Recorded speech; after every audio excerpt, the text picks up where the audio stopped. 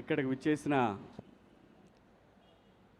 బండ్ల గణేష్ గారి మిత్రులకు, షాద్ నగర్ ప్రజలకు, ఆయన శ్రేయోభిలాషులకు అందరికీ పేరు పేరున నమస్కారాలండి. అలాగే టీవీ చూస్తున్న, సోషల్ మీడియాలో చూస్తున్న ప్రజలందరికీ కూడా ఈ పాదయాత్రకు మీ అందరి ఆశీర్వాదం ఉంటుందని ఆశిస్తూ, బండ్ల గణేష్ గారు ఇదే షాద్ నగర్ నుంచి హైదరాబాదులో ఒక చిన్న నటుడిగా మొదలుపెట్టిన ప్రయాణం ఈ రోజున ఒక బ్రాండ్గా, బండ్ల అంటే ఒక బ్రాండ్, బండ్ల అంటే ఒక వ్యక్తి కాదు, బండ్ల గణేష్ అంటే ఒక శక్తి. పర్సనల్గా నాకు గణేష్ అన్నతోటి నాకున్న పరిచయం 30 సంవత్సరాల పైమాటే, 32 ఏళ్ళు. నాకు మొదటిసారి కలిసినప్పుడు కరెక్ట్గా వారం 10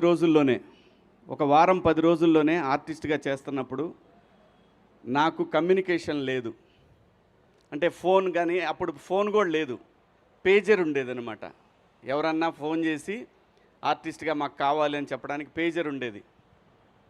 నేను ఈ మాట ఇప్పుడే కాదు, చాలా సందర్భాల్లో చెప్పుకున్నాను నేను. అది ఈ పరిశ్రమలో నాకు మొదటిసారిగా అవకాశం నాగార్జున గారు ఇస్తే, వైవిఎస్ చౌదరి గారి డైరెక్షన్లో, ఆ తర్వాత మొదటి సినిమాగా మాస్టర్ రిలీజ్ అయితే నాకు ఎవరన్నా సహాయం చేశారు అని అంటే అది గణేష్ అన్న మాత్రమే. ఎందుకంటే నాకు అది ఆ రోజు చాలా ముఖ్యం. మనకి టెలిఫోను, ట్రంక్ కాల్స్ ఇలాంటివి ఉన్నప్పుడు ఒక ఇంపార్టెంట్ విషయాన్ని చెప్పాలి అన్నప్పుడు గంటలు, రోజులు తరబడి జరిగేది. అలాంటిది ఆ రోజు నా కమ్యూనికేషన్ అనేది, అప్పుడు అది ఎంత కాస్ట్ కూడా తెలుసా మీకు? అది 4000 5000 ఉండేది. అది రే శివ ఇది ఉంచుకోరా, ఎందుకంటే రూములకు రెంట్లు కట్టడానికి కూడా డబ్బులు ఉంటాయి కాదు, తనకు తెలుసు. సో అలా మా ఇద్దరి మొదలైన పరిచయం. గణేష్ అన్న ఈరోజు ఇంతవరకు వచ్చాడంటే దీని వెనకాల చాలా చరిత్ర ఉంది. ఎంతమందికి సహాయం చేసి ఉంటాడు, ఎంతమందికి ఆస్తులు కొనిపెట్టుంటాడు, ఎంతమందికి తనకు తెలిసిన ఒక మాట సాయాన్ని వాళ్ళు కోట్ల రూపాయలు సంపాదించుకునే స్టేజ్కి తీసుకెళ్ళగలిగాడు. ఇదంతటి కారణం ఏంటంటే మనకు మనిషికి కావాల్సింది ఒక మంచి మనసు, ఒక మంచి సంకల్పం. వీళ్ళు బాగుండాలి, వీళ్ళు బాగుండాలి, నన్ను నమ్మి వచ్చారంటే వీళ్ళు నాకన్నా బాగుండాలి అనుకునే ఒక మనస్తత్వం బండ్ల గణేష్ అన్నది. అలాగే చంద్రబాబు గారి విషయంలో అసలు పార్టీలతో సంబంధం లేదు. గణేష్ అన్న అందరవాడు. స్వతహాగా తన కాంగ్రెస్ అభిమానం చెప్పి ముందు నుంచి ఆయన చెప్పాడు, అది మనందరం చూసాం. ఇప్పుడు చెప్తాడు, రేపు చెప్తాడు. మాట మార్చే రకం కూడా కాదు. ఒకవేళ తప్పు చేస్తే లేదు లేబ్బాయి పొరపాటు అయిపోయిందని చెప్పే రకం. అది ఎవరికి ఉంటుందంటే ఒక నిజాయితీపరుడికి మాత్రమే అటువంటి లక్షణం ఉంటుంది. తప్పు జరిగినప్పుడు క్షమాపణ చెప్పడం తప్పు కాదు, పొరపాటు జరిగినప్పుడు నేను మన్నించండి అంటాం తప్పు కాదు. అలాంటి ఒక మంచి మనిషి అంటే బండ్ల గణేష్ గారు. ఏదో ఇప్పుడు చంద్రబాబు గారు ఎందుకు అనుకోవాలి అసలు చంద్రబాబు నాయుడు గారి గురించి? ఆయనకి చంద్రబాబు నాయుడు గారు చేసిందే ఉంది, ఏమీ లేదు. కానీ సమాజానికి చేసిన దాన్ని తన గుండెల మీదకి తీసుకొని ఇన్ని కోట్ల మందికి జీవితాలను ఇచ్చిన మహాన్ మనిషి జైల్లో ఉండటం ఏంటనేది ఆయన మనసులో పడింది. ఆ రోజున పడి ఒక ఏదైతే మనకి కృష్ణా గోదావరి నదులు ఒక చిన్న డ్రాప్తోనే మొదలవుతాయి, అలాంటి ఒక డ్రాపు ఒక మహా ఉద్యమంగా మార్చగలిగాడు. ఆ మహా ఉద్యమమే ఆ నాయకుడు చంద్రబాబు గారు బయటికి రావడానికి అంతమంది జనాలు, అన్ని కోట్ల మంది జనాల యొక్క ఒక వైబ్రేషన్ ఆయన బయటికి రావడానికి కారణమైంది. ఆ కృతజ్ఞత భగవంతుడికి ఏదైతే తను మాట ఇచ్చాడో, మా నాయకుడు ప్రజల మనిషి బయటికి రావాలని కోరుకున్నాడు.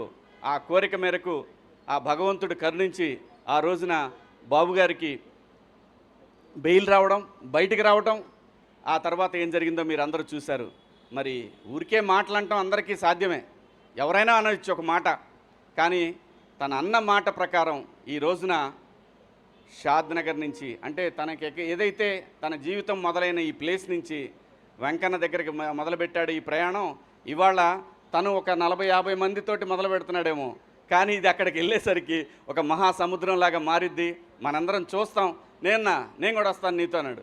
నువ్వు కాదబ్బాయి, నువ్వు అక్కడ దాకా వద్దు, నువ్వు బయలుదేరే దగ్గర ఉంటే చాలు అని అన్నాడు. ఎందుకంటే ఇది తను చేసేది దేని గురించి? తనకేం లాభం లేదు, దీంట్లో తనకు వచ్చేది లేదు. డైరెక్ట్గా నా ఇక్కడి నుంచి బస్కి వెళ్ళిపోయి శుభ్రంగా ఫ్లైట్కి వెళ్ళిపోయి దర్శనం చేసుకొని రావచ్చు. ఈజీ, చాలా ఈజీ. మాట ఇచ్చాడు, భగవంతుడి దగ్గరికి వెళ్ళాడు, దండం పెట్టుకున్నాడు, థ్యాంక్స్ చెప్పాడు, ఇది ఓకే.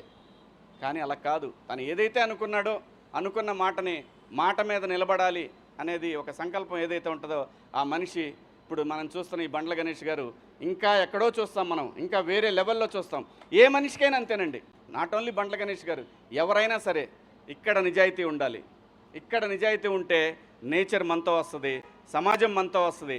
అలా గణేష్ అన్న ఈరోజు మొదలుపెట్టినటువంటి ఈ ప్రయాణం మనం చివరి వరకు కూడా వెంకన్న తోడుగా యావత్ 2 రాష్ట్రాల తెలుగు ప్రజలు ప్రపంచంలో ఎక్కడైతే ప్రపంచవ్యాప్తంగా ఒక ఉద్యమాన్ని క్రియేట్ చేయగలిగాడో ఆ రోజున ఆ ప్రపంచవ్యాప్తంగా ఉన్న తెలుగు ప్రజలందరి ఆశీస్సులు గణేష్ అన్నకుంటాయి. మా అందరి అభిమానంతో ఆయన ఎటువంటి అడ్డంకులు లేకుండా స్వామివారి దగ్గరికి ప్రయాణిస్తాడు. స్వామివారి దర్శనం రోజున ఖచ్చితంగా ఎక్కడున్నా సరే నన్ను కూడా భగవంతుడు అక్కడ దాకా తీసుకెళ్లాలని కోరుకుంటున్నాను. ఖచ్చితంగా గణేష్ అన్న థ్యాంక్ యూ. నీ మంచి మనసు, నీ నిజాయితీయే నిన్ను నడిపిస్తూ ఉంది.